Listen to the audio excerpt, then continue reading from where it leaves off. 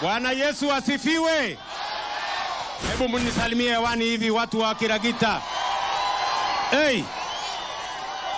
Naona mko area. Sasa ndugu zangu watu wa Nakuru.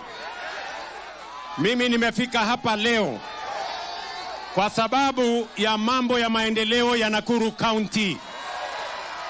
Na mimi niliwaeleza wakati tunapanga maendeleo ya Kenya, lazima tupange maendeleo ya Nakuru County. Na leo mimi nimekuja hapa Kiragita. Nimeletwa na huyu mbunge wenu Bwana Gikaria. Si ndio? Na nimekuja hapa kwa sababu ya masomo ya watoto wenu. Mimi najua nyinyi ni watu wa bidii, lakini watoto wenu wanasoma shule iko mbali. Wengine wanavuka hii barabara, na kuvuka barabara iko na hatari yake.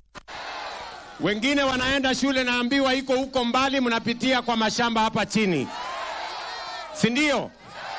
Lakini basi mimi nimefika hapa leo, na mimi nataka nimshukuru Mama Susan Kihika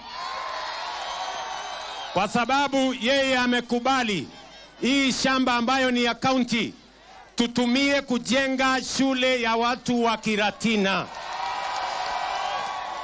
Nataka nimshukuru ndugu yangu Bwana Gikaria kwa sababu ya kuweka pesa ya CDF.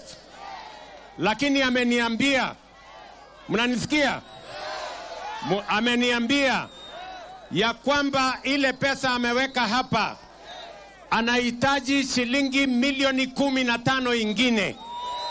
Na mimi nimekubali. Mimi nitampatia huyu mbunge wenu milioni zingine 15 tujenge hii shule na tukamilishe. Nataka munisikize watu wa Kiragita.